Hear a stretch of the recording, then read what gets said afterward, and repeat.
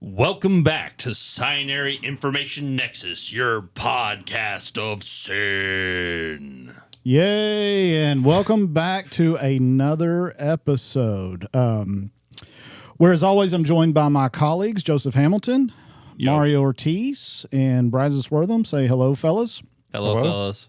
Howdy. And today, obviously, something happened to the podcast room. Yeah, we went medieval. Yeah, exactly. So, Joe, what kind of Satan nectar do we have here? I'm smelling it and I'm scared. We're sponsored by the Hamilton family today. That's right. You got a junior mug. Viking Junior mug. I'm not sure if that helmet is a Viking helmet though. Is it, Joe? It is. It is a Viking helmet. Yeah, Yes. so that one is a Viking helmet. This one's a Viking helmet. These are both more like late 13th, 14th century kind of whenever you get into like full plate kind of stuff. Yeah. Okay. All right. So let's get down to the important shit. What are we drinking? So we're drinking mead today. Good old Viking and honestly monks. Monks made a lot of mead because they were the ones that did all the beekeeping. So they would make the honey wines. And so we're starting off with one of what I have found to be the best seller at Scarborough Fair up in Waxahachie. So every single year we go there. This is the Blackberry Melomel, which is a mead like infused with blackberries. And most times whenever you go there, if you go there the first couple weekends, they have it. After that, they sell out. Like it goes fast. And sometimes they can get an extra case. Smells great. Fantastic. So let's all take a swig and see what happens. Scarborough, please sponsor us. Oh, that's actually really good. Super Right? good. That Yeah, is I'm telling you, so that is good. fantastic. It's like juice, but it's bad for you. It's like It's a funny juice. it's like medieval Jello shots Yeah. because I can taste the alcohol. Yeah. Oh yeah. I mean, you definitely can. So it is. So I'm not a fan of wine. I really am not a fan of wine. But this is. You can have like the subtle. It is the grape flavor, like the fruity flavor from wine. Yes. But it actually tastes good. Good. Yeah. I It can't. is okay. So it's a red wine, but it's not dry. I think that's the problem because I like red wines like in terms of like the flavor, but they're just so dry, and Yeah. this fixes that problem. So we're going to be going through a gambit today. We have a regular mead. We have one that the label fell off of, and then we have another one that I don't even know what it is. It's called Dark Wizard, and the description means nothing to me. Here, Is that the one we're ending on? Yeah, we can end on Dark Wizard. So Dark Wizard, the way it describes this mead is, on his pathway to immortality, the Dark Wizard uses many spells and drinks many potions. This sweet traditional style mead is barrel aged to provide a little relief to the wizard that must, at the end, transition through death. So are these meads made by like dudes at the Renaissance Fair? No, so this is an entire meadery called, their website is like bluelotuswinery.com. And but they're called Texas Mead Works. Okay. And so they do a bunch of different kinds of mead, and they're always really good. Mead made in a parking lot in a van. Well, I didn't know if it was just like a bunch of like monks following the Ren Fair around, making mead in the back of the pickup. Like at Toontown, you just got to Toontown. Yeah, meadery in the back. thing outside of Ren Fair down in where's that place at? So that's Texas Renaissance Festival down in Todd Mission, which is near Houston, Which by is the near way, Magnolia. Which by the That's way, how we know. the king recently died. The king. King George. So he's the one that started that Ren Fair, and he has held on to it for like the last, I want to say 60 years or something like that. He was like along, but yeah. So it finally it's under new ownership this year actually. So they're it's going to be interesting. I can't go this year. I'm having a child this year, so we're not going to be going anywhere in November. Who's the father? Shall we propose a toast to King George? You're just Yes. wanting to drink. I thought he was going to have a toast to your child. King George. King George. King George. Right. Yep. All right. Oh, jeez. Oh, it's already started. I will say one last note on the alcohol front. These are not full, by the way. No. So if I filled these up, this one here is made for sharing. It will take an entire bottle of wine itself. So we used to get a bottle of mead, put it in this, and then walk around with it and just pass it. Come now, gentlemen. What do you see in those mugs where you lose so much complexion? Did you just quote Shakespeare? I did. The alcohol's working. I did. All right. So we got to get on because we've already lost half our viewers that have tuned in. But today we are going to be discussing bizarre and absurd pricing models in the cybersecurity arena by cybersecurity companies. And there's some good ones out there. We've got lots of examples of that. But first, what I want to address is this damn ClickFix attack. Specifically, we are seeing more and more of this. And we saw one yesterday. At least we think it is. We haven't finished the investigation on it, but we absolutely think it is. So what gives, fellas, why are we seeing this? What makes a user want to copy and paste commands into the run command to complete a CAPTCHA? I'll be honest, I still don't know. So the reason why we're seeing it is because it's working. I mean, honestly, it has become one of the most prevalent forms of malware vectors that we're seeing across all of our clients because so many people are succumbing to it. They see the CAPTCHA, they figure it's some new verification process they just haven't seen before, and they just go through it. They do it. So is it one of those things? I want to toss this to you, Mario, because you said something really intelligent last week that they just want it. Yes, absolutely. So it doesn't matter what roadblocks they put up. Right. I think when you have a big background or, say, a lower level knowledge of what's going on, right, we're all cyber professionals. So we understand the implications of... Allegedly, yes. Someone sponsor us. So when you do have a fundamental understanding of why you wouldn't do something, of course, it's very illogical for anybody else to do it. But I kind of think about the desire that people have, especially in this day and age. The internet is so nice now. I never really experienced dial-up or anything like that, but you can get whatever you want in an instant. Yeah. Right? We have fiber here, so in a half an instant. Right.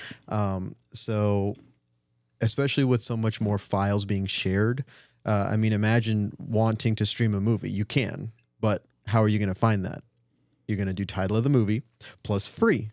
So if you want something, naturally, without thinking of the consequences, because you're not aware of the consequences, right? Computer does the thing, right? Right. People are just going to want it. They're going to want it bad enough that they're not going to listen to anybody. A big example that I was thinking of, it may not be a perfect example, but when you go to the doctor and you get prescribed any medicine, do you ask what's in that medicine? No, the doctor just tells you, take this and you will be better. Yeah. And you do, right? So comparing that to a CAPTCHA, we've seen CAPTCHAs before, right? A very common one is click the picture with the thing in there. Yeah. But with your analogy of the doctor prescribes you medicine, there's side effects, right? You're not thinking about that. May cause your hair to fall out. So this may cause you to get ransomwared. There is this, for better or worse, inherent trust in the convenience of the internet. Yeah. People know that there's malicious things out there, but they think that's only if you go to like porn sites, or it's only if you see a bunch of ads in the margins. Then all of a sudden everyone's like, oh, well, that one's obviously suspicious, right? But most attackers use sites that look completely legitimate. Again, it's extra steps that users don't normally do, and they're getting taken. I think it all goes back to education. Again, we talked about this a little bit on the last one, where it's the idea of trying to remove, like, we all have multiple years of experience within cybersecurity, extensive track record of that. It is very difficult for us to remove those years of experience, to put us in the frame of mind of someone that has literally never thought about cybersecurity ever. Think of it with something I think could make it a little bit easier on both of our ends.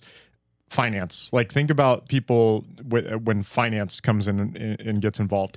There are certain things about finance that are, to me and you, probably extremely simple, like, just basic finance principles. But you go to a regular person, let's walk down to Crickets on the first floor and ask them, what is a logical investment strategy? Yeah. They have no idea. You start talking about ETFs and mutual funds and money markets, like they have no idea. But that's like basic stuff to us. Same thing with cybersecurity. You start talking about ClickFix or all that, they're probably just looking at that and think that's normal behavior. Even though it's not, they have no idea what is not normal and what is normal. So I want to stop right there, and I want to tell the ladies and gentlemen that are still listening what the ClickFix attack actually is. What happens? How do the users get that level? How do they get taken by that attack? So it's actually exceedingly simple. And I want to say we've been talking a lot with CAPTCHA. That's actually the latest iteration of it. Yeah. The reason why it was called ClickFix is because it originally started as a pop-up notification that said, hey, something's wrong on your computer. Click this to fix it. Mm-hmm. And so they would click it. Literally the old school Microsoft scam, yes. but repurposed. Yes, exactly. Something's wrong with your computer. You have malware. Click this in order to fix it. And then a little pop-up comes up, and it's another window that says, hey, it may even say something has been copied to your clipboard, or all you have to do is press Window plus R and then Control V. Yeah. Sometimes they won't tell you anything got copied. Basically, whenever that pop-up window comes up, there's ways in the browser to configure a page to paste or to copy something into your clipboard, and it'll be an encoded PowerShell command. They do this so that even whenever the user copies it into the little window at the bottom, they don't know what it is. They'll see part of the command, but they still don't know what it is. They figure it's just going to do what it says it's going to do. It's magic. Yeah. And for those that don't know, Windows plus R will open up a little run command screen at the bottom, and whenever they're posting it in, it's basically running PowerShell in the background. Because it's a hidden PowerShell as well. Through the run command. Yeah. Yes. And I do want to talk about specifically how that gets served to people, because obviously that... Speaking of served.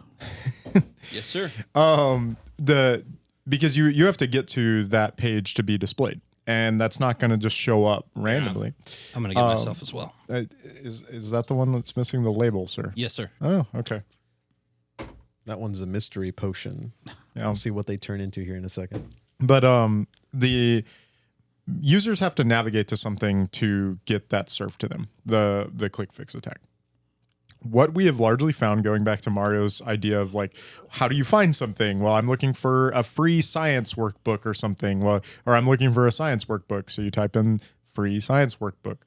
Well, there are two ways that I found that this happens. And there's either something called SEO poisoning, or search engine optimization. That's the SEO.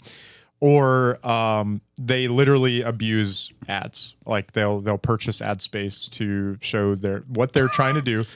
There we go. There it is. There it is. I was waiting for it. Yes. This here is jalapeno meat.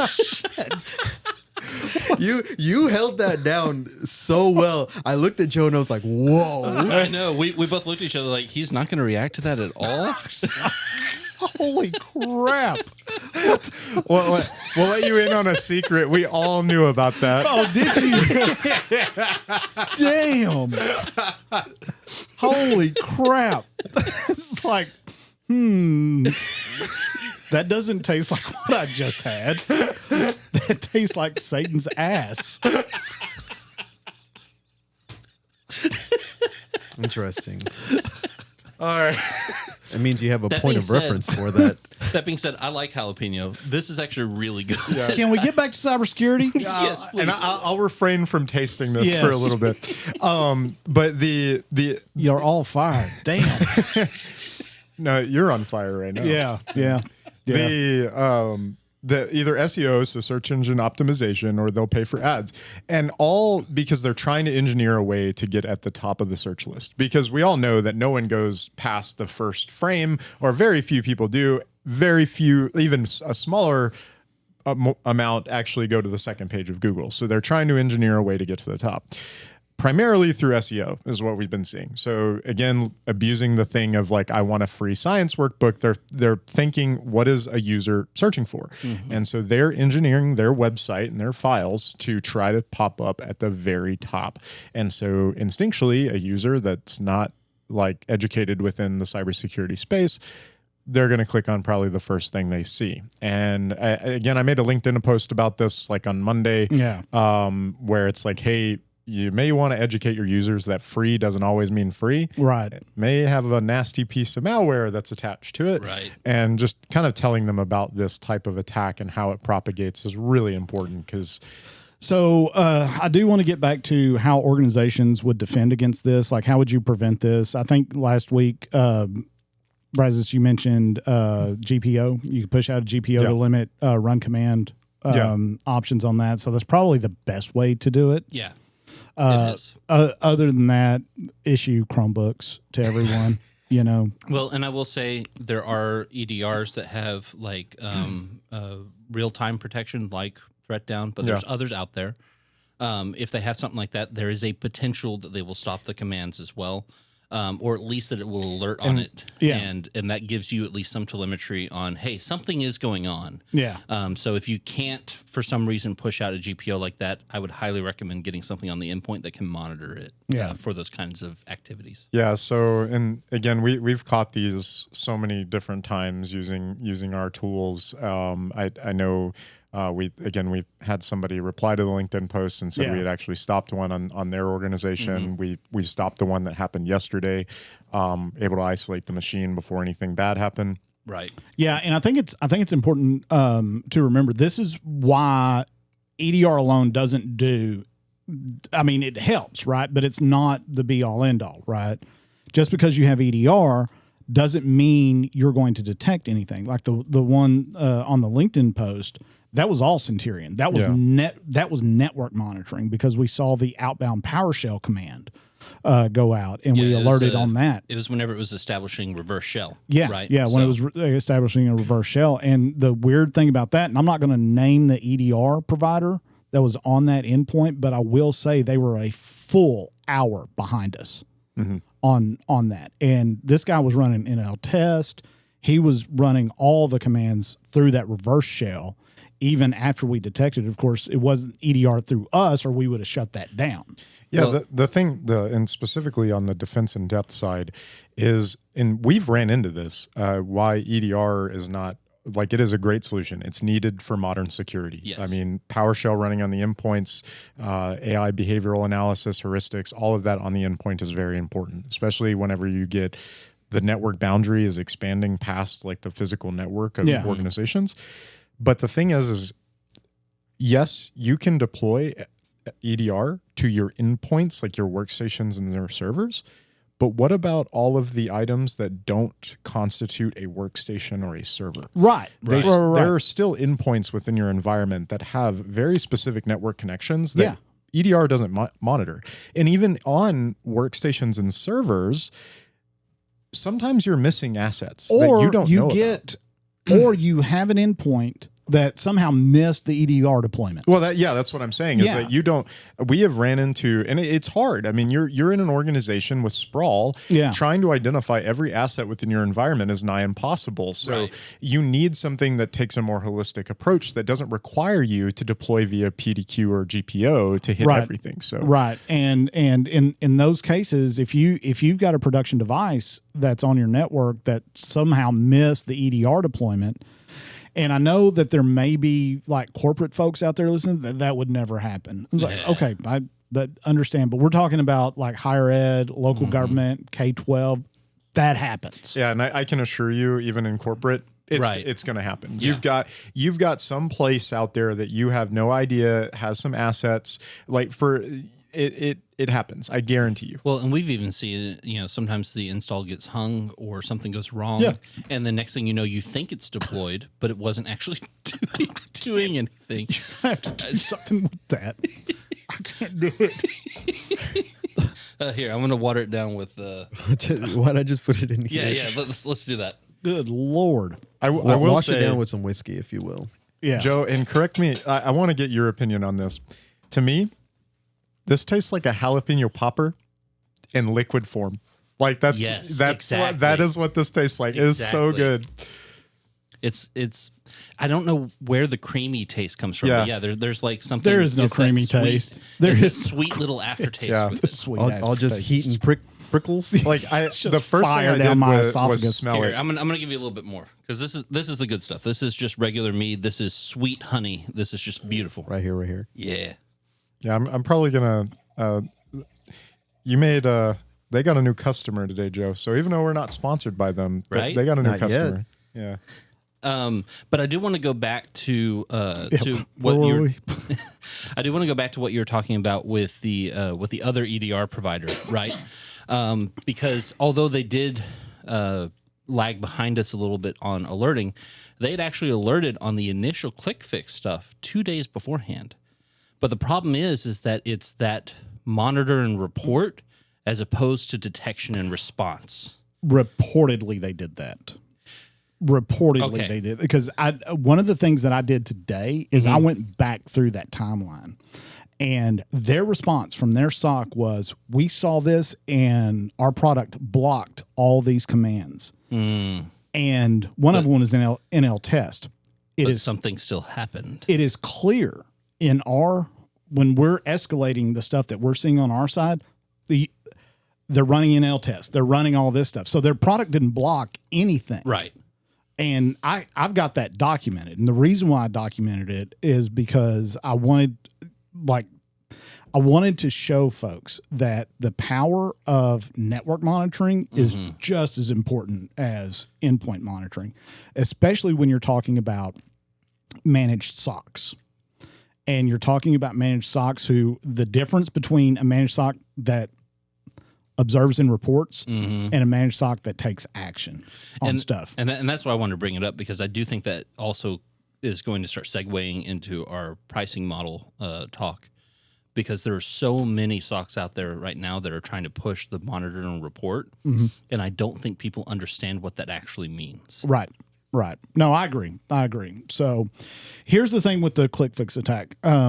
Just based off of our internal telemetry and the number of alerts that we've worked in the past, few weeks, we can expect that to be on the increase. So if you're watching this or listening to it, be sure to be on the lookout for that. Unless you have our services, and of course we're going to be looking out for it as well.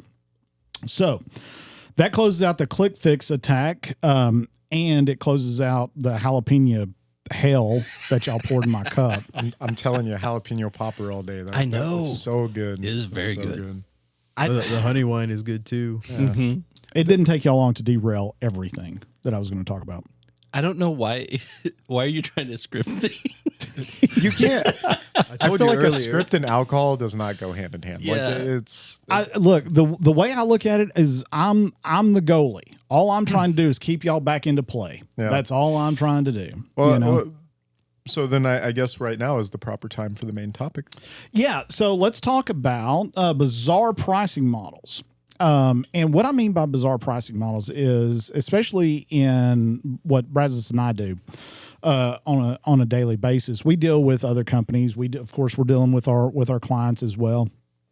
And it seems to be that companies, cybersecurity companies specifically, but I mean technology companies at large, have decided to develop these obscure pricing models that nobody can understand, and I think they do that on purpose. Well, of course, yeah. I think they do it to keep the user in the dark, right? On what their actual pricing model is, and you can always tell.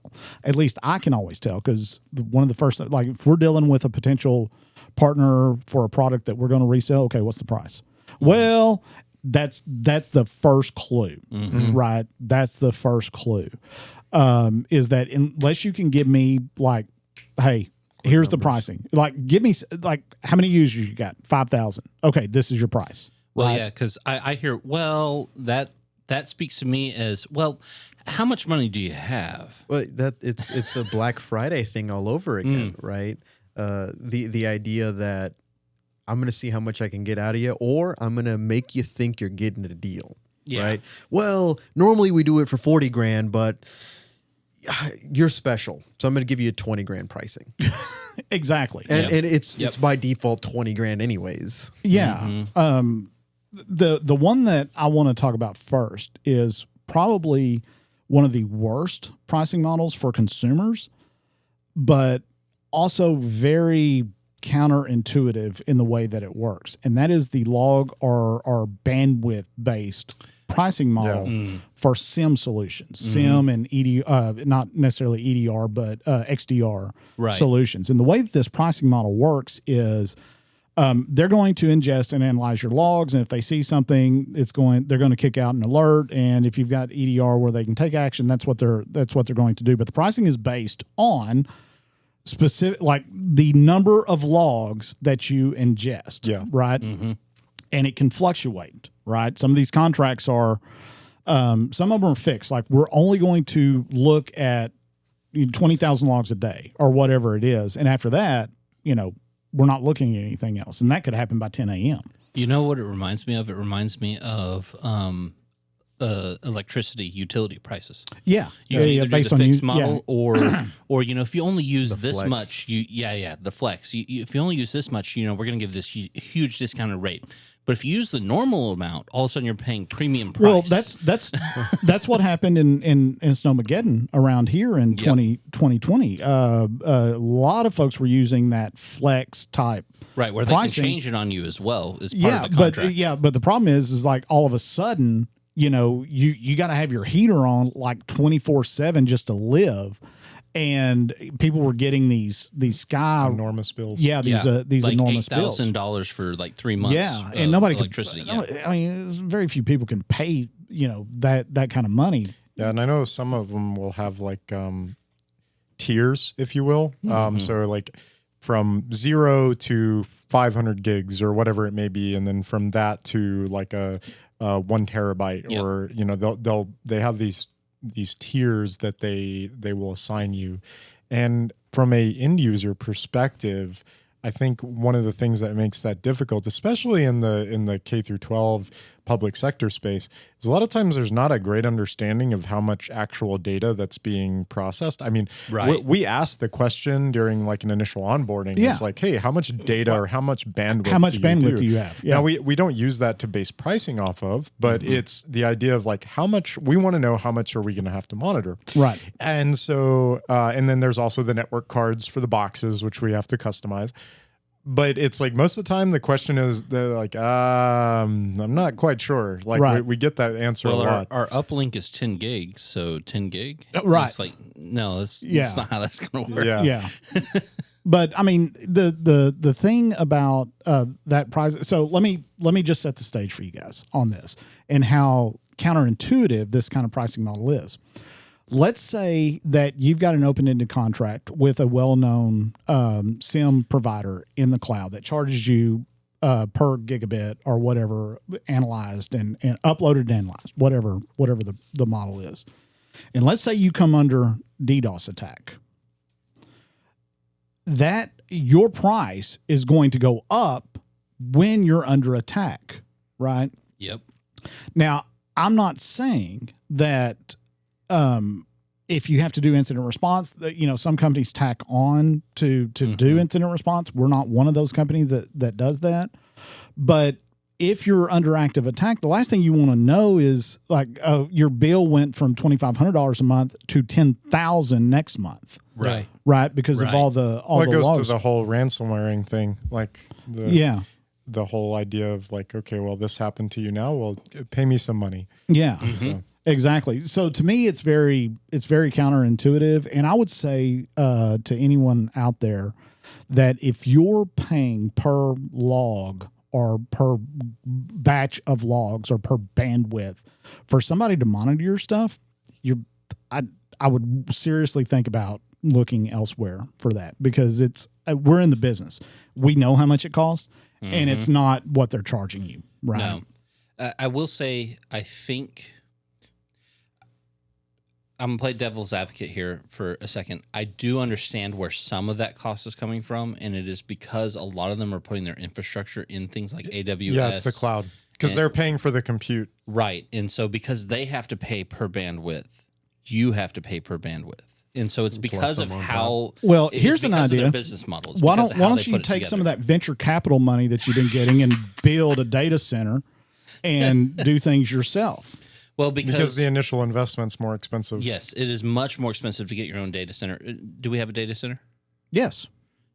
Ish. Not for our in production. No. We rent, but our deal is a little different. We're not paying for bandwidth. Right. Well, we use physical servers. We use physical servers. Right. It's our cloud. But the second you get into a cloud model where you need a large data center, I mean, we couldn't put together our own data center right now. No, because we don't have venture capital money or private equity funding us. But even with that, the amount you need in order to start your business for a cloud model using AWS versus starting your business for having your own data center is like 10 times the amount. Go back and look at our venture capital episode.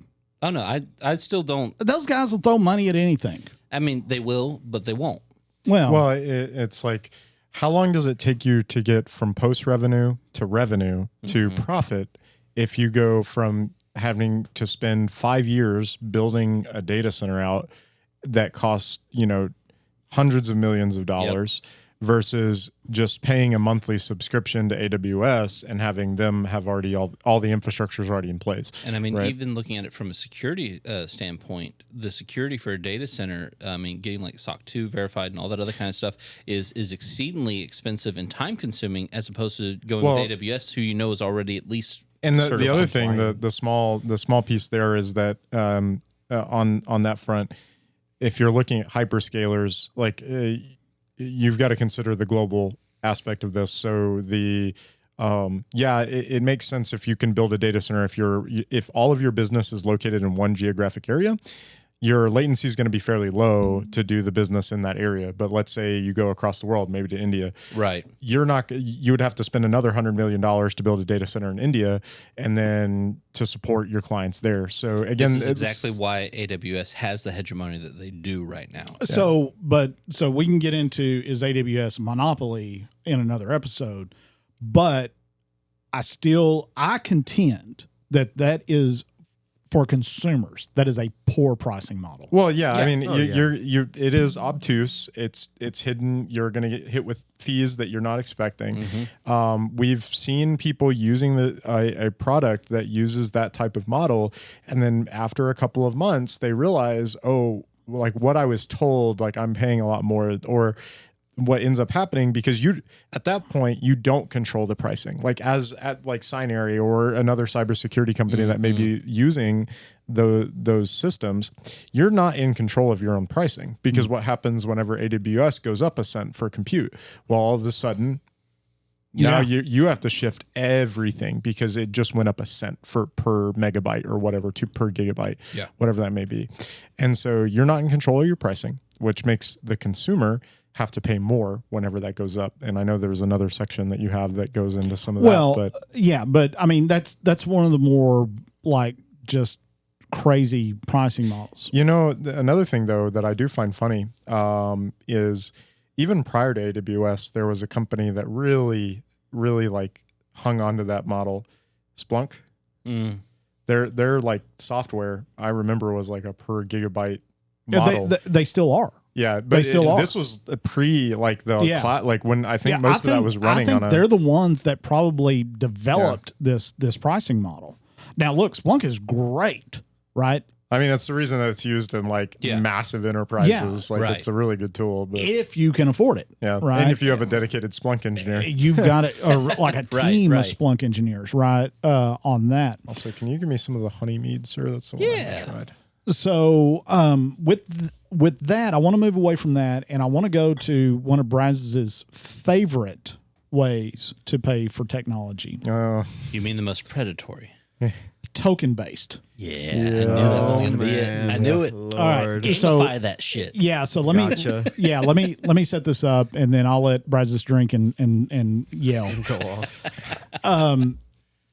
This is the way it works. So you sign up for a service, and let's say it's offensive security research on the dark web. Like there's companies that exist that pull information from the dark web. They pull it down in their databases, and you can search all that stuff. You can search for like leak credentials and all that stuff for your organization. But instead of paying money directly for that service, they have you buy tokens. Mm-hmm. And then you spend the tokens per search or whatever it is. It's a like arcade style. It's the same reason pricing why model. It's the same reason why casinos have you buy chips. It's because there's a level of disconnect. Disconnect between your actual money and what you're doing within that realm, that sphere. Okay, I'm glad you brought that up because I have a problem with this pricing model.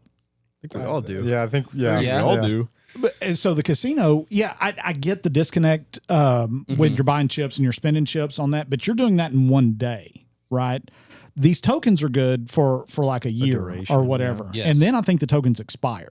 Is that right? I don't think they roll over. They may in certain cases, but I think it's like once that you're up, you've got a pool, and you that pool is expended. You've expended your pool, and let's say you have 100, and your contract renews. You don't get 2,100. You get 2,000. So yeah. So here's the problem I have with this, and none of us are accounting experts in this room, but how do you account for that revenue? Do you account for it when you buy the tokens? Because that's the thing that you bought. Can you account for that money right then and there? Or do you account for it when it's earned like it's supposed to be when the token is spent? You would have to count it when you purchase the tokens. Because it doesn't roll over, you've already bought that service whether you use it or not. Yep. Joe, what you just said is there are a number of companies that use that pricing model that are overstating their revenue to investors. That is a potential. Because if they record Again, it in the remembering that I am not an accounting expert, This but is that's not the way I would say legal financial Yes. advice. But allegedly. But I mean, allegedly. No. That's not allegedly. That is not financial advice. Give him some more of the jalapeno juice. But I will say, I mean, if you're looking at it from a moralistic standpoint, it makes more sense that you would report it as I purchased this thing, because whether you spend it or not, you've spent the money. Right. You've spent the money on the thing, but the thing that you spent the money on has not completed any work yet. But even if you don't complete the work by the end of the pay period, it's gone. That's what I'm telling you, is if that's the way they account for it, and I have no idea how they account for it, right? But if that's the way they're accounting for it, then they are overstating their revenue because that money has not been earned yet. That money is not earned until you spend that token. Yeah. Right? And so if they're accounting for all that, so conspiracy theory time. Yay. Put on your tinfoil hats. Your steel hats. Yes. If, and that's a big if, that's what they're doing, that's a hell of a scheme. That is a hell of a scheme. Because you could potentially, and some of these companies are freaking huge. So you're talking millions of dollars. So the company, the vendor, is technically, they are recognizing the revenue. So take, for example, the one that we dealt with. We have to pay $20,000 up front. We're getting the token, right? But the company has received the actual hard currency. Mm-hmm. We received fake virtual currency that we can then expend for a service, right? So the company itself can recognize the revenue. Now that's probably in a deferred model, so they'd have to go out the 12 months or whatever. Well, that's what I'm saying. Is it deferred? If it's deferred, then that's the way you do it, right? If I mean, I would think that it would be. If they know that their currency expires within 12 months, then it would be deferred over 12 months. You assume that these guys aren't trying to cook the books for their investors. I mean, so you can't return the tokens though, right? Like, so that they've got the money. Yeah. So okay. So that's kind of my point. Is I think it's more predatory on the side of they know that first of all your tokens are probably not going to last that period. Yeah. And second of all, if you try to be conservative and not use your tokens, you're still going to lose money. Yeah. Because now you didn't get to use the full value of what you bought. They win either way. Exactly. Because if you use too much, you have to buy more. And if you don't, they just saved money by you not using their service. There's a problem, like, so in that model was popularized by mobile games. Like, that's where you first saw the idea of you exchange hard currency, US dollars, Canadian dollars, whatever that may be, the euro, for some sort of token, gold coins or energy, if it, whatever they may call it in a mobile game. Right. And then a lot of times, which to very, very minor credit here, I mean, extremely minor. Most of the time on mobile games, they make the pricing for the tokens like weirdly, like, oh, you want to buy 1,000 tokens? Well, that's like, it'll be like 1,199, and there'll be nothing worth like that amount of tokens. So you buy over, what's left over afterwards is never going to be enough to actually buy. What I hate about it's so arbitrary. And imagine putting that in a like workspace in an enterprise state. Again, the minor benefit that I will give to these companies is I haven't seen them do that. They do make the value transfer. It's like 1-to-1. $1 gets you 1 token. So you have the ability to spend all your tokens. Yes. So it's at least achievable that you could spend everything within the time. Very, very minor credit to that, but because it's still, they're trying to disconnect you from your understanding of the value that you bought, right? And the other thing is, I guarantee you they're expecting that you don't spend all of that, right? Because you're going to be left over with 5, and it's like, well, either that or you expend all of it, and now the only way to get more is to buy them in the same amount. And that was the other thing I remember when we were dealing with and it was weird. Like, I hadn't seen that pricing model, and then all of a sudden there was 4 companies that had that pricing model that I talked to, and I was like, where did this come from? Like, why are y'all using this? And there's a perfect way. You were talking about, how do you know when you're talking to someone and the pricing is going to be weird, is whenever I'm looking at it as someone who builds pricing structures for Scinary, and I'm like, I have no idea how the hell this works. Like, I do. What are you talking about? Why do I need to have a degree to understand a degree in your company to understand the pricing structure? Right. No, it's just security through obscurity. Yeah. If you don't know what I'm doing. Well, and the thing that gets me so much is, like, every single parent, every single teacher knows this pricing model and what it means. It means you're about to spend more money than what you wanted to spend. So every single time. So here's how we price our stuff, right? How much alcohol have you had? I don't. Yeah. Anyway, We haven't even got to Dark Wizard yet. Yeah, no, we haven't. Dark Wizard's coming. What does that mean? I don't know. Unlike the jalapeno, I literally have no clue about this one. Let's give Richard the potion of agony. I will feast on the flesh of my enemies. He's and gonna be like drink their Dumbledore blood. at that little altar of like all the liquid. You can't tell me to stop. You can't let me stop. Just let me keep on drinking. Stop. What Harry Potter was that? I gotta rewatch those, I guess. That's what happens when you're high at the Ren Fair. Okay. Pricing models. Pricing models. So here's how Brazos and I figure out Scinary pricing models. We take our cost, right? We add a margin, and then we sell it. Yeah, I'm pretty like it's literally cost plus margin. It is one of the simplest ways to handle things. It's not it provides a lot of clarity to the customer. It's like, we have costs.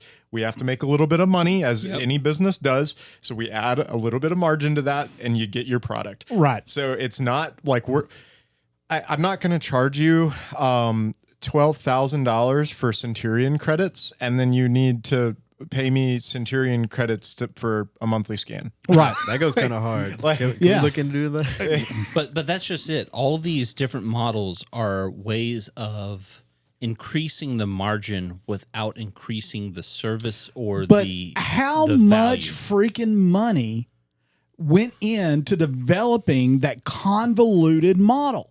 Honestly, not much because again, I think. What do you mean not much? There has to be. No, as far as the token one goes, it is literally gambling, and it is exactly what so many of like the apps have been set up off of. It's game theory. But so you're telling me How game theory? Yeah. It's like the so like video game theory, not like chaos theory. No, but with game theory, you have you have multiple games that have been played out in game theory with money and seeing how people value money and how they interact with it. Okay, that's what you're referring to. Yes. I thought you were talking about like a part of the like adversarial. I was like, how does that? What are you talking about? No, you're good. Not like zero sum and That's where I got confused. Also, I'm going to be the first one to dip all my right, toes let's in do it the- here. I'm also ready. I haven't finished my point. So Yeah, but Dark Wizard. here is my point on how they came up with that pricing model. Is that it took them a lot of time to come up with that pricing model. Yo, someone clip that. Just smell that. That one was so good. I hope we got is- the camera angle that on is- that. Ooh, What does that smell? that's caramel. That is what that is so good. I was kind of expecting one of them to explode. I think I could drink. I could drink this whole block. This is fantastic. join us next week when we try Give me a mushrooms. swig, Brazos. Give me a swig. That is ridiculously good. Oh, now we're passing mugs around. Yeah. True Viking style. Yeah, as it There should be. weren't vaccines back then. This is the best you got. Remember, this has 3 handles for a reason. All right, so I still have a page and a half of pricing models to go through. We've got 4 bottles. Yeah. All right. We ain't done. Really good. Okay, so let's move pricing models to email security gateways. All right, so this is another one of Brazos' favorite topics. Email security. Pricing structure and pricing strategy is one of my favorite topics. Well, that's what we're talking about is pricing structure, and we're sussing out the strategy behind it, I guess. But email security gateways are a ripoff. They can be, yeah. Why? All right. Why are they a ripoff? Because it doesn't matter what the status of your email users are in how often they use email. If there's an email address in your domain, you get charged for that email address. Yeah. Right? I guess we've And figured it that doesn't out a matter little bit if ago. it's separated into different OUs. I will say that this is a particular challenge for the public K through 12 almost explicitly. Now, I guarantee you this exists in other locations, but K through 12 is a unique case because we've got students and we've got staff and admin, and students typically do not need the same level in terms of email protection that staff and admin need, right? So because students often, now I've seen some schools allow students to send and receive just willy-nilly, but most cases they are restricted on who they can receive emails from, who they can send emails to. But when we're dealing with SEGs or secure email gateways, they will choose to charge for everybody under the domain, regardless of where you're sitting, right? So you could be a student, you could be a staff member, you could be an admin, you could receive 1 email, you could receive 1,000 emails, you could send 1,000 emails. You get charged the exact same across the board. Well, and if your retention requirements or whatever have you has you overlapping the rotation, so like with students, you may have old students. Higher ed. Yep. Yeah. And then your new students are coming on, and all of a sudden you have all these extra email inboxes that have to be monitored, and they're going to charge you for each and every single one. But you're about to have about the same same number come off, but they haven't come off yet. Man, and so I have Easy. This episode's going to give him a couple of aneurysms. So another thing that we ran into is that even when they're willing to try to work with you, what they'll do is they'll say, hey, can you provide me email usage stats? I don't think these SEG salespeople have ever seen Google or Office 365 reporting. Oh, no. That doesn't exist. We're back to logs. Yeah. Well, that's what I was gonna say. Like, what would be a better pricing structure, or I guess strategy for things like email, would it be worth it to do in a bandwidth style? Here's the idea. Why don't you figure out the number of users that the organization wants to protect and protect those users? So a flat rate per user that you want to protect. But having it be less, you have to do them all, and more. So right now, a lot of them do it to where, because for the email gateways, they have to make all your emails go through that gateway. So regardless of whether you want to protect the students or not protect the students, but you want to really protect the staff, because they all go through the same email. Yeah, they're using one MX record. Right, because they all use the same MX record, everything gets grouped together, so you have to pay for the entire thing, whether you want to protect the entire thing or not. That's one of the reasons I'm going to give a shout out here to IronScales. One of their competitive advantages is, man, only cover the emails that you want to cover. Mm-hmm. We're not gonna force you to cover the janitor's email account. Yeah. Or this student that went to school 5 years ago but still has to have an email account. Right. Right. We're not going to force you to do that. And that's one of the reasons why we went with IronScales, because their model is so much different and simpler. It's just simple, and it works. So they're doing literally basically the same thing we're doing. They're the cost plus margin, and then we get to choose which users we want to enroll, and then you get a price. It's super easy, rather than. And this is one of the big things when we're choosing like vendors. And the cool thing about IronScales, you get a relationship with them. You get to know them.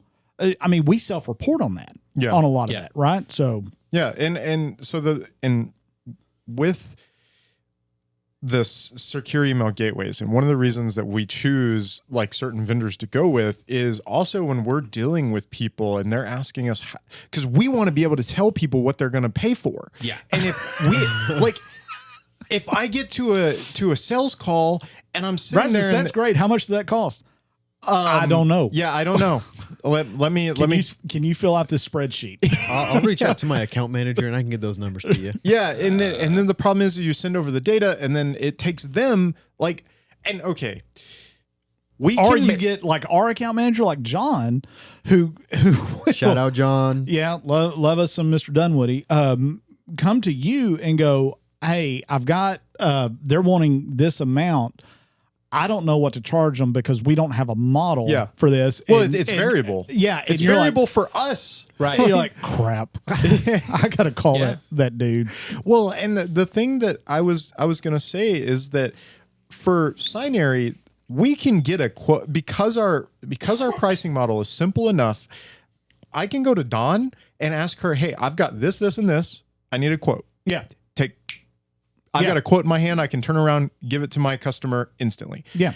And then I remember when we were dealing with some other vendors and a customer would ask me, can you send me over a quote for that? And I'm like, yes, give me till like Friday next week.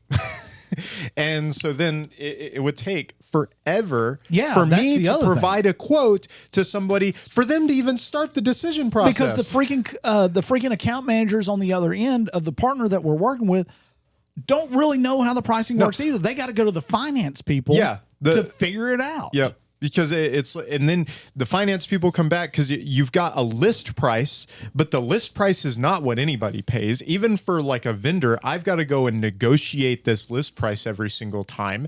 And then so I send it to my account manager and say, hey, here is the details around this particular account. Mm-hmm.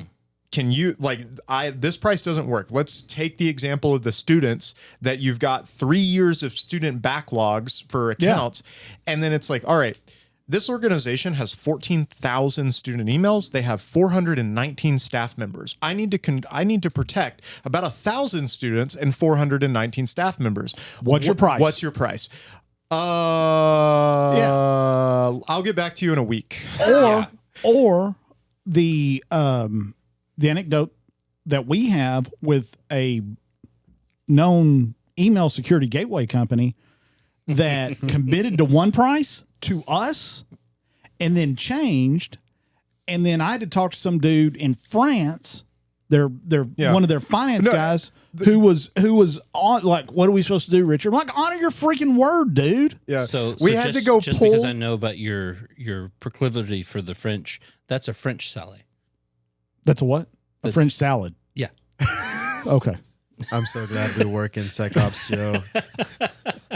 But and I remember that was after the quotes were already accepted too. Yeah. It was grant money. Yeah, it was federal grant money, and then they found out it was grant money and went, oh, we can charge more. We can make more on this. Yep. Yeah. And then we started looking into them, and guess what?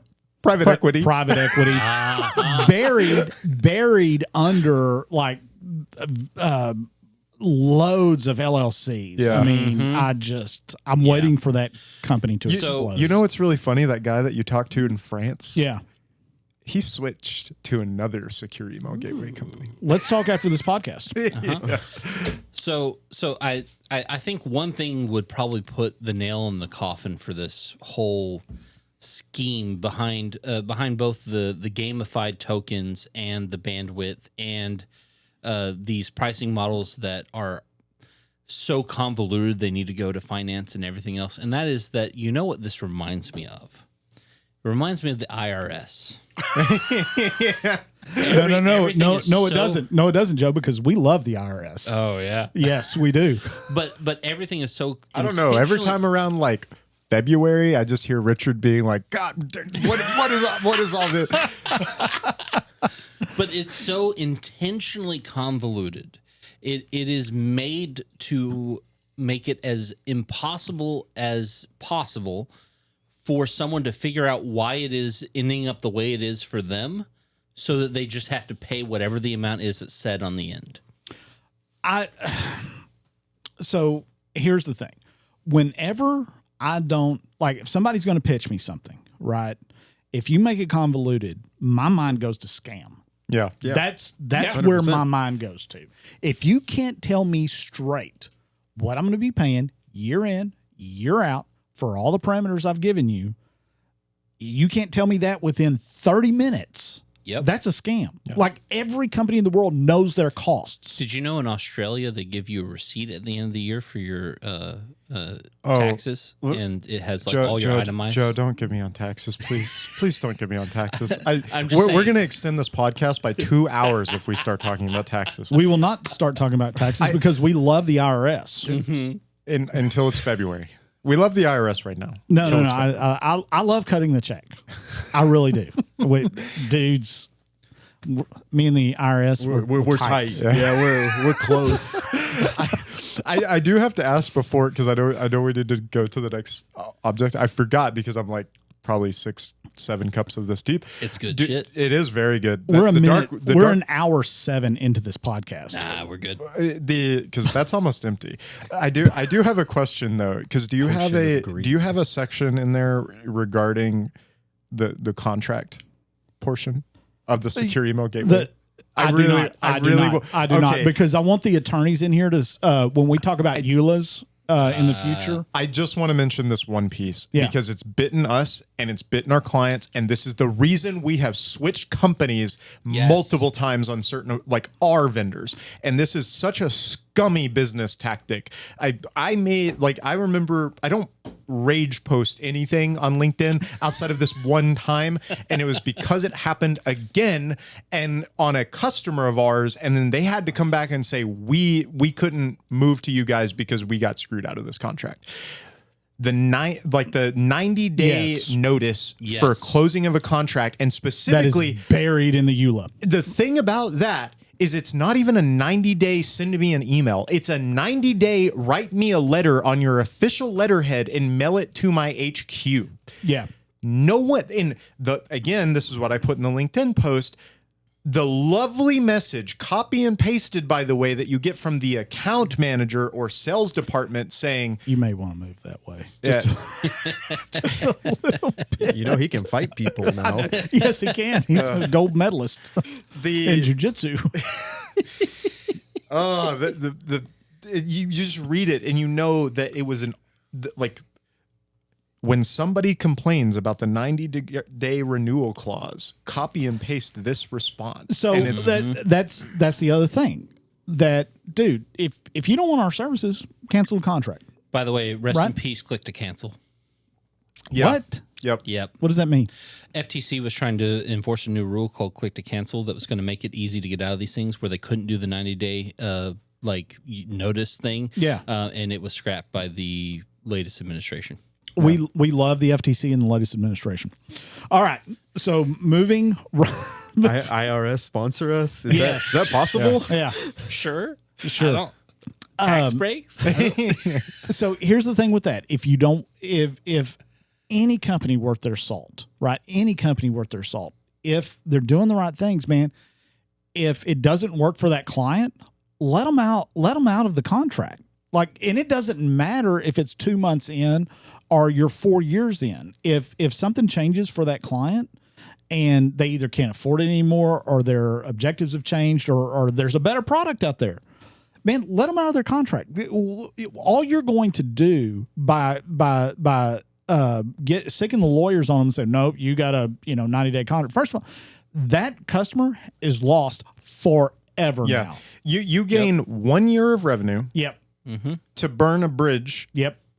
where it is impossible to rebuild.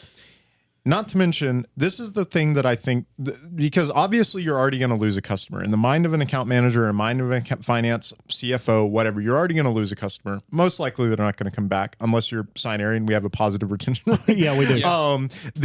You're most likely not going to come back.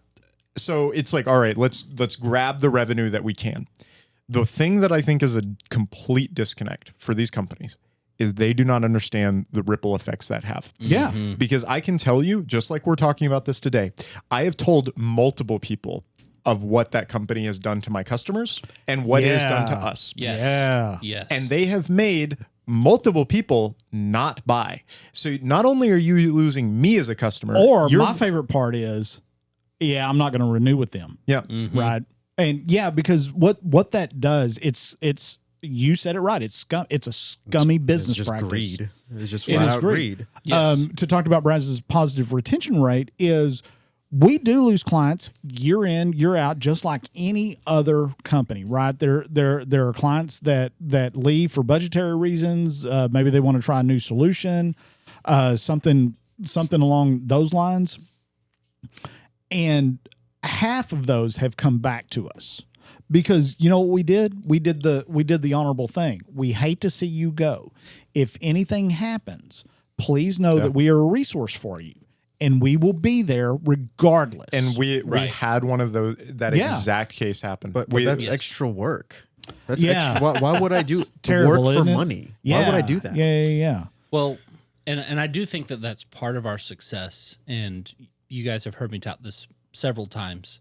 I think because we do things the right way, the moral way, it builds loyalty. Don't you dare bring morality into this. We're drinking mead in the office. Mead is good. This is, probably more organic than what like natural light is. Beer. Oh man, Lord. And that probably just speaking a little bit more to the greed. I mean that is what kind of drives 90% of these big businesses. It's like you said, do I think X company that comes to mind is worth $120,000 a year? Yeah. Absolutely not. We do what they do and better. Right. For way significantly less. But Brazos and I can attest to this. They got way slicker marketing than we got. Yeah.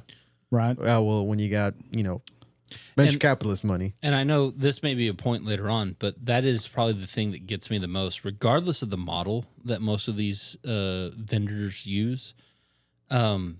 The disparity between what the cost is for most businesses for a fully defensive cyber stack and what we're able to provide to our clientele at our price. And I get there's some scalability issues. There's using AWS. I get all that. And I don't want the podcast to be Scinary, we're so great. You should. But we are. Well, but I think we do a really, really good job. Yes. On that, but that's not what I want the podcast to be. I don't want to be touting our own, stuff and braggadocious. It's about more that of the kind of cost stuff. of goods sold. It's more of the margins. Well, it's more of it's the idea that we kind of understand what these systems, the services require and cost. And whenever we look at the competitive landscape and what they're charging, that they're adding, like, that margin is massive. Like then you look, because a lot of this is publicly reported, especially for the publicly traded companies, how much those C-suite executives are getting paid. Yes. And it's like most of that money isn't going to pay for the cost of goods that they're providing. It's literally providing the bonuses for those C-suite guys. So how much we're talking about here? I mean, in some cases, like hundreds of millions of dollars. Yeah. Oh, yeah. Like every hospital CEO makes like $1 billion. It's ridiculous. It is a lot of money. Obviously this is like the biggest company, but I think there was like the court case to give Elon like a $45 million salary package or something. Yeah, absolutely insane. Hey, I'm of the opinion that if you can get it, get it. You know. Yeah. I mean, who I'm wouldn't? a capitalist. Well, right? who wouldn't? Right? Right. Who wouldn't? But it's a What I modern person? I hope we can test that theory one of these days. But we are over on time, but I do want to end on something kind of positive and something that come up this week with. Well, before we go into the positive thing, one last negative thing. Oh, two in a row. Since you want to end on the positive thing. No. We want to end on the positive thing. I really do want to. This is the last thing, I promise, because I think it segues really nicely into this whole conversation. And I know you had it on your list, and we went over time. But the idea that a lot of these things also in conjunction with that 90-day renewal clause and all of this and the really expensive pricing, the tokens, all of these companies almost always bake in like a 5% to 10% increase in costs every single year. Yes. Yeah. And again, I get not tooting our own horns so much, and I feel like that we overdid that here. But we've got some customers that have been with us for many, many years that we try are the damnedest to make sure their pricing doesn't increase. Right. And we're not making any claims that pricing won't increase. Right. Sometimes it has to. Sometimes and I it has think people to. understand because of the things that they're dealing with. There's inflation. We bring on more people. We do provide more services. We're baking in stuff. We're constantly improving. But the 5% to 10% every single year, that's not to battle inflation. Well, that's not to battle increases in service. I will tell you, I deal with a company right now that does that. And it frustrates me to no end because what they'll do is they'll send me a quote to send to the client, right? I'm the reseller for this particular product. And they will send me the quote to send to the client, and I'll look at the quote and it's like, this is 15% higher than it was last year. They're never going to go for this. They're like, well, send it on anyway, and we'll negotiate on the back end. I don't have time for that crap. Yeah. Send me what your bottom dollar is, and I will send that on to the client. All this negotiation over $500 freaking dollars. It's because they're hoping they don't have the time either, and they'll just accept. Yeah. That's what it is. Well, and or they just don't pay attention and they sign the line. Yeah. If I price everything 10,000 higher than what I'm willing to do, and 60% of people don't have the time or the bandwidth in order to deal with all the different mail-ins and forms and negotiations. Mental That's bandwidth. just such mental bandwidth. That's Yes. just such an awful model. I mean, it's the online store. In order to it's do a well, return, 500 and calls. Guess what? It's a publicly traded company, who is actually in kind of financial trouble at this point in time. But they've done it ever since they went public. They did that back before they were public. Man, you could deal with those guys. You could say, hey, I could deal with my rep and say, hey, they're never going to go for this, and let me go back and see what I can do. Man, this is the best we can do. Hey, that's reasonable. Let me send that on, right? But I digress. The positive thing. Yeah, onto the Richard, positive do the thing. thing. Positive. Do the thing. So one of the things that it occurred to me this week is that we had a lot of meetings around marketing and brand recognition and things like that. Just things that I'm primarily uncomfortable with. But the subject of the podcast got brought up during a couple of these meetings. And I want to state unequivocally that while this podcast exists to help with brand recognition, that's not why we are here. I mean, it's to drink beer. I thought we just like drinking and wanted By the it way, on camera. are you still thirsty, Richard? No, I don't want any more of that shit. That's all we got left. Oh, well, sorry. I went through the Dark Wizard. It's gone. I think we went I will over drink our, river water. But that's not why we do this. In fact, I heard from everyone that's associated with this fledgling little podcast, this little plucky little podcast, that it's fun. It's fun to do. Mm-hmm. And that's why we do it. I mean, hopefully it helps with brand recognition, but that's not the driving goal of this thing. So if one person sees it or a million people see it, we don't really care that much. In other words, we're having fun. If you're having fun, join us. Drink some of the mead that we're having today along with us, and just enjoy Scinary the sent you. conversation. Yeah. And the thing with it is that there's a reason, which obviously I think we're changing up the posting schedule. There may not be one next week. Yeah. But the idea is that we record these on Friday. Now, they don't necessarily go live on Friday, but the point was originally when we decided to publish it on a Friday was it is the end of the week.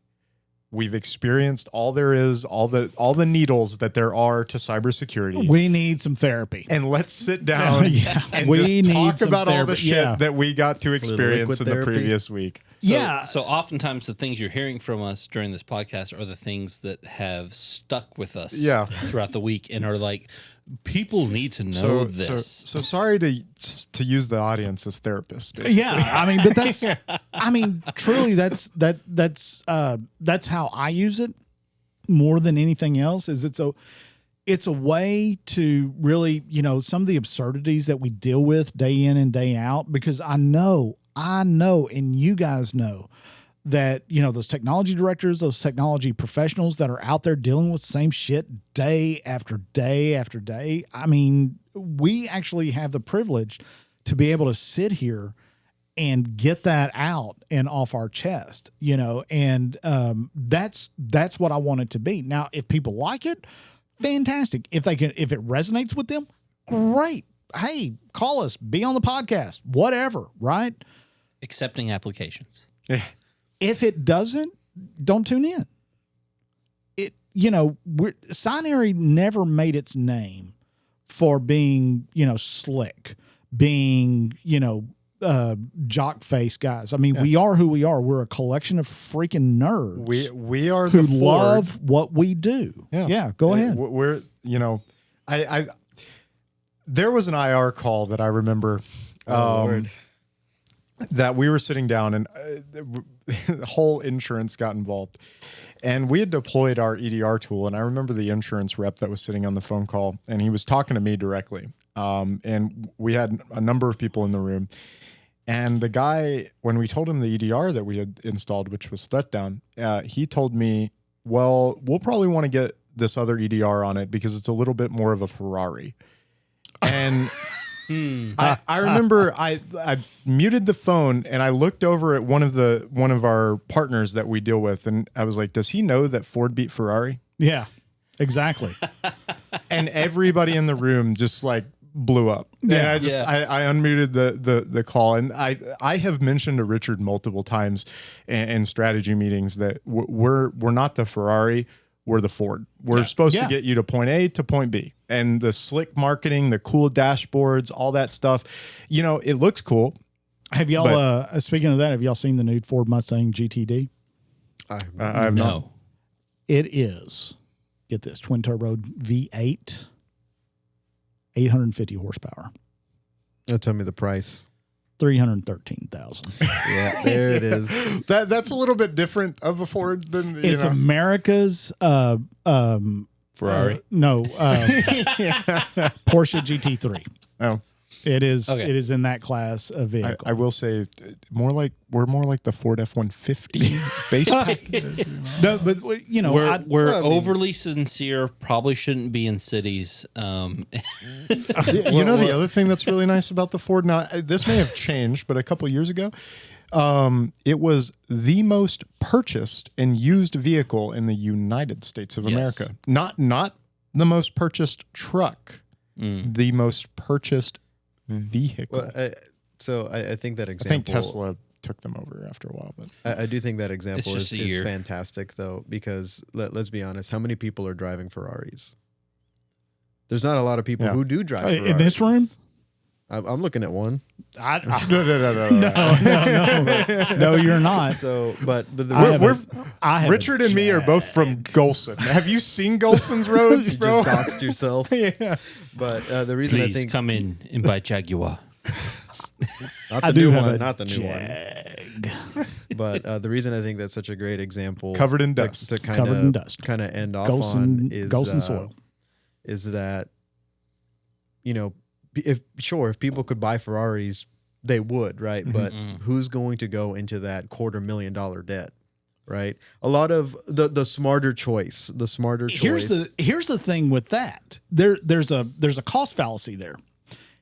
If it's more expensive, it must be better, right? Exactly. And that's not the case. That is not always the case, right?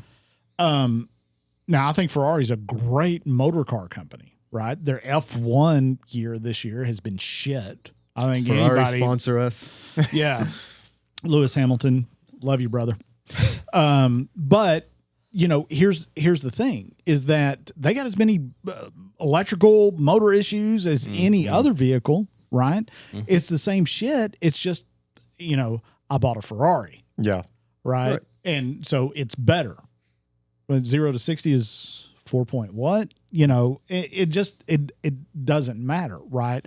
What matters is the performance under the hood, under crunch time. Yep. Right. And that's what I think we provide. So with that, my God, we've been at this 1 hour and 30 minutes. Oh no, it's 1:30 in the afternoon.